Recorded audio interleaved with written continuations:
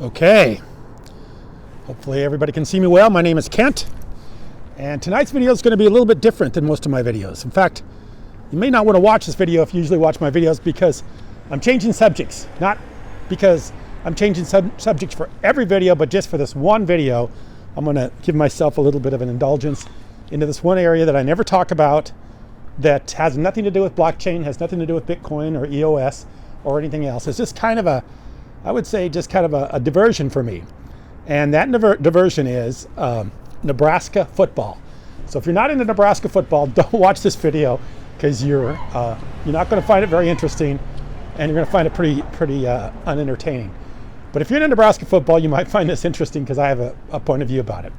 So, and plus Bitcoin and EOS isn't doing much right now anyway, so why not be a little bit off in another area, another topic for one video.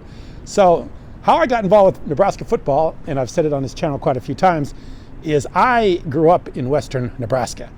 If you don't know where Nebraska is, think of the United States of America. Dead center, right in the center, is it Nebraska. I grew up on the far end of Nebraska, the western end of Nebraska. If you're familiar with Nebraska football, there's a kid by the name of Garrett Nelson. He's from the same city I came from. In fact, he's from Scottsbluff. I was actually from Mitchell, so either a smaller area. I did spend 3 years in Imperial, Nebraska, 68, 69, and no, was it 67, 68, and 69? I think we were in Imperial, Nebraska.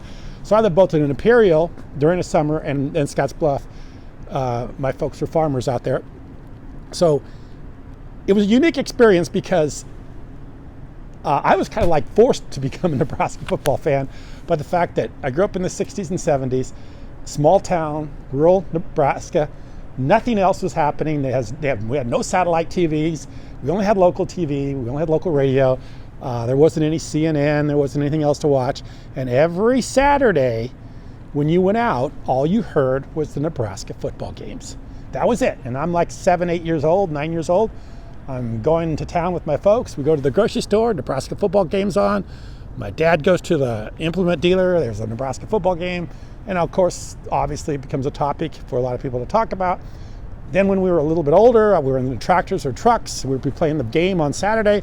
We'd listen to the game. And then later on, I went to the University of Nebraska, to the Omaha campus. But a lot of the guys from Lincoln would come down to the Omaha and work out in the Omaha gyms. And I got to know quite a few of those guys. That was in the early 80s.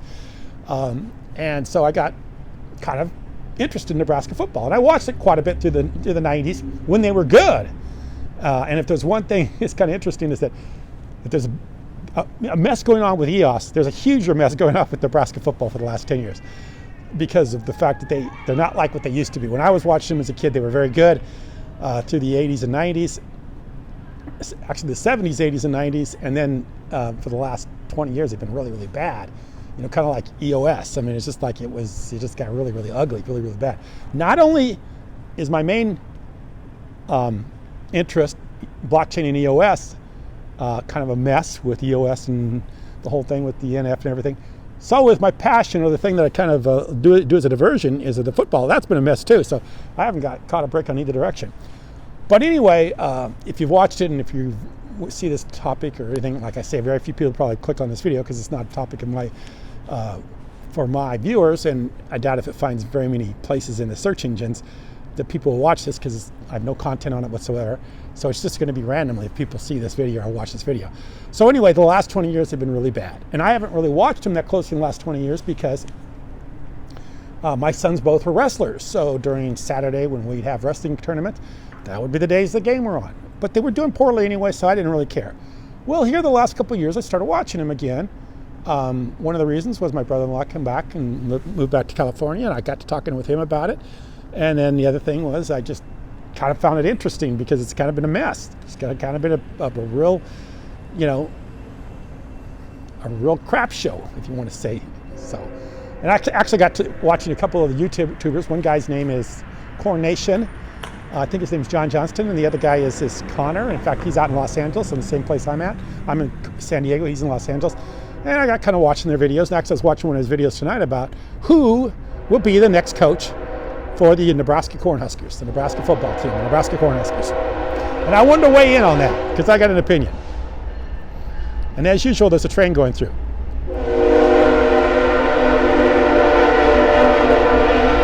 So if you caught this video because you are a Nebraska fan, you know what they're going through right now.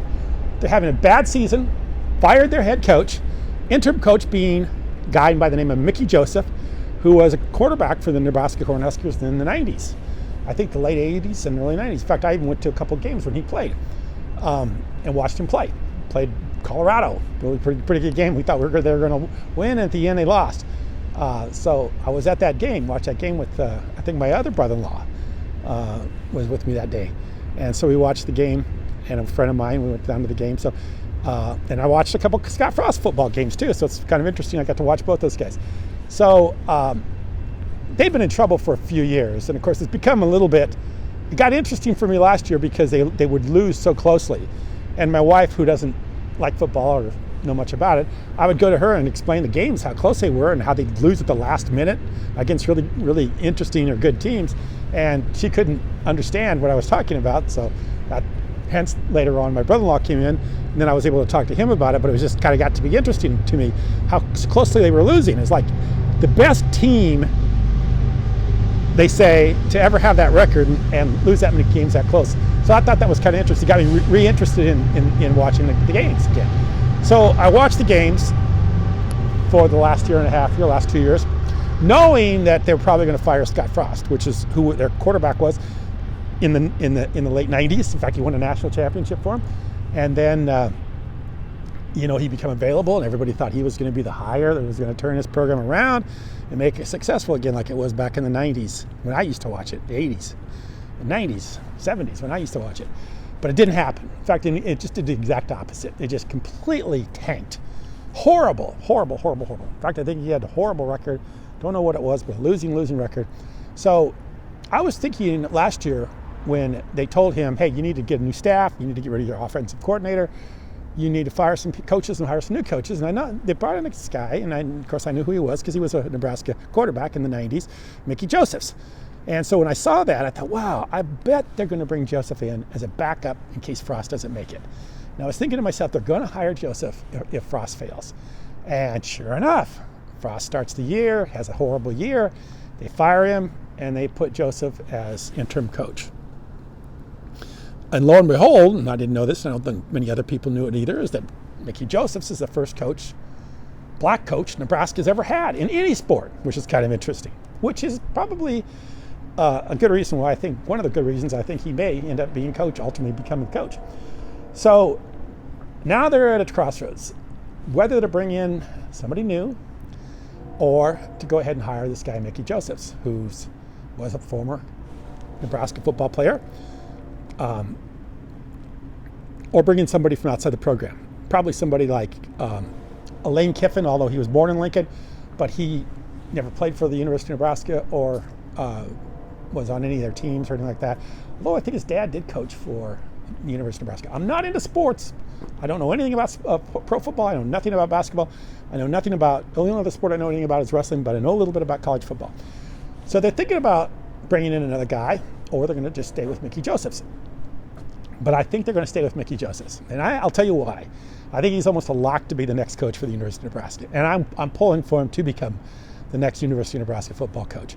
And the reason is there's a young man out of Lincoln. He's probably been the best prospect for a long time to come out of the state of Nebraska by the name of Malachi Coleman. And he's a very good athlete, had a rough upbringing, was I think abandoned as a child and was brought up by another family and had a tough upbringing. And he's very successful, highly recruited, probably one of the best athletes to come out of the state of Nebraska for a long time. And he was contemplating going outside of the state of Nebraska, which would have been unheard of when I was a kid.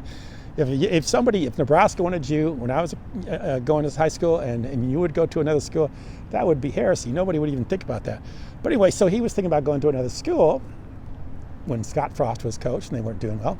But since Frost was fired and Mickey Josephs has been retained, now he said, hey, I'm going to go to the University of Nebraska. But he said something pretty interesting.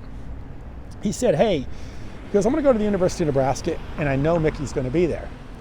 So my theory is that they're going to hire Mickey Josephs, and that's a foregone conclusion. This was told to Malachi Coleman.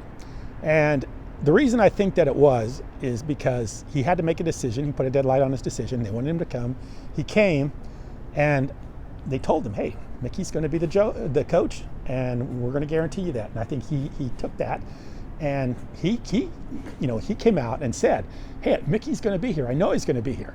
Now, a lot of people discount that and say, he's just a kid. He's a high school kid. He doesn't know what he's talking about, and he's just saying that because, that's what he wants to hear. But I think that this is a little different situation with him. This is a young man that had a tough upbringing, that made public that he's going to the University of Nebraska when he really said he wasn't going to go to the University of Nebraska, but now said he is.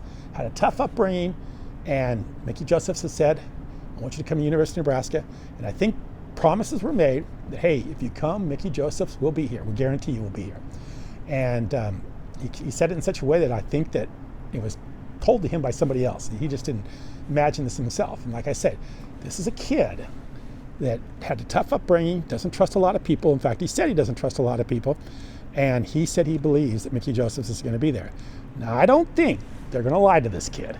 Because if they lie to this kid and Josephs isn't the coach, they're going to look really, really bad. Not only the fact they're going to look bad, it's going to be a bad image or a bad look for other recruits that want to come to the University of Nebraska.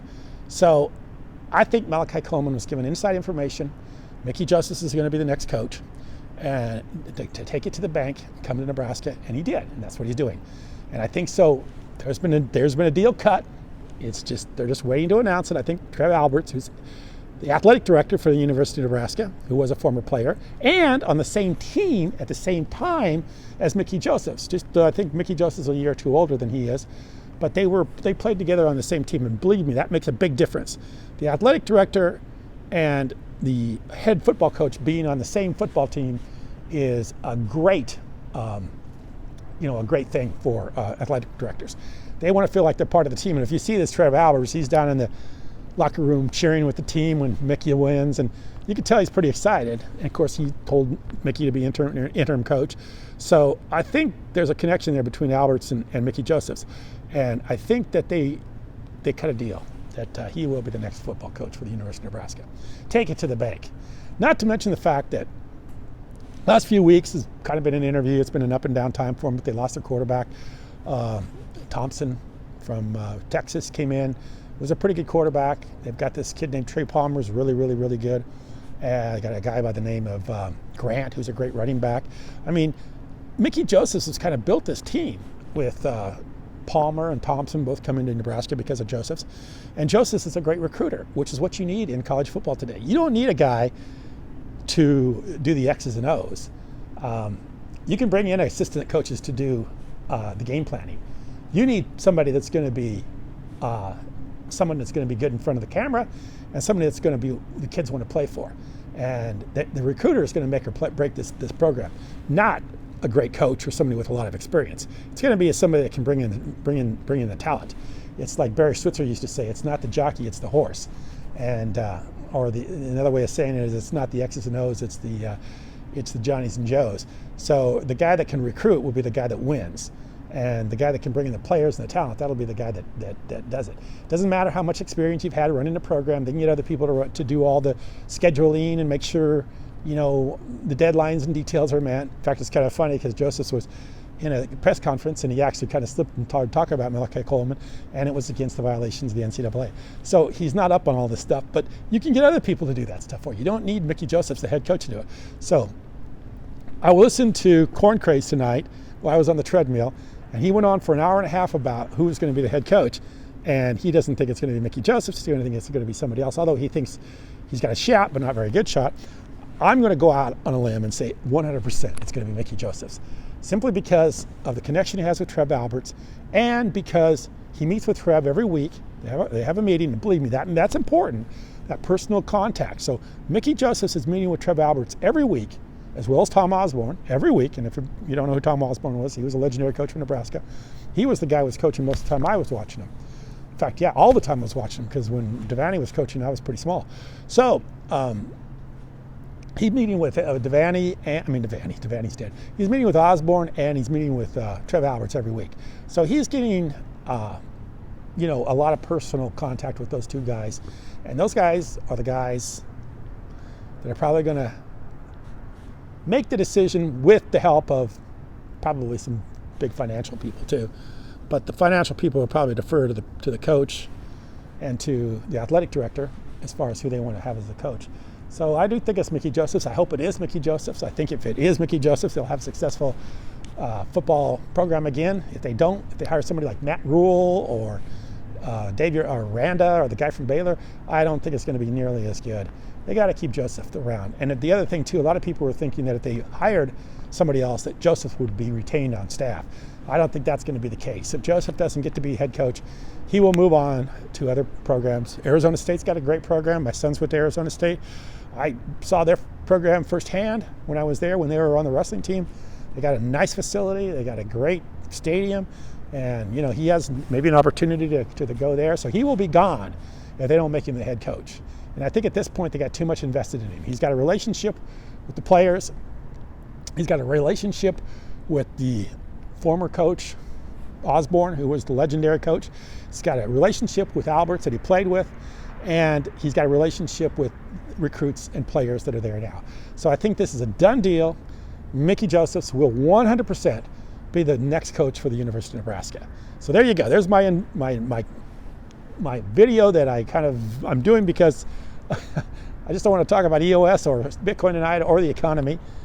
So I'm making this kind of a divergence video, something that I just kind of, like I say, entertain myself with. So I'm going to make the title that Mickey Josephs will be the next coach for the University of Nebraska. Like I say, I don't know if anybody will see it or not because this is not the topic I cover. This is not something I've ever created content for. But I think it's an interesting subject. And if you're into that thing, there you go. There's my 2 cents. And like I say, I grew up in Nebraska. If you grew up in that state during the time I grew up in it, you know what something that was part of the culture back there. It wasn't anything you chose. It just wasn't anything that you just kind of fell upon or you just kind of, happenstance to find out about. No, you were forced. This was force-fed to you, by the fact that that's all they talked about back there. That was on the radios. It was on the TV. It was on everything, all the media, like I say, in the 60s and 70s before satellite TVs or cable TVs or anything like that was going on, or 24-hour TV. I remember when I was a kid, the TV used to go off about 10, 11 o'clock. They'd do the late news, late local news, and then the thing would be off the air until the next morning. So, that was all you heard was Nebraska football, and that's why I got interested. Plus, they were good. They had won a couple national championships in the 70s, and all the way through the 70s and 80s, they always won at least 10 games. So they were always good. It was always interesting. It was the topic. Well, not very many people in the state. There was no other sports in the state, much to speak of. So this has pretty much consumed a lot of people's idle time. So if you wanted to, go through the sports pages, or if you wanted to have some interest or root for a team or something like that, that was it. Either your local high school football or basketball team that you went to, or the University of Nebraska. And most people got to be the University of Nebraska. I appreciate you watching. Thanks.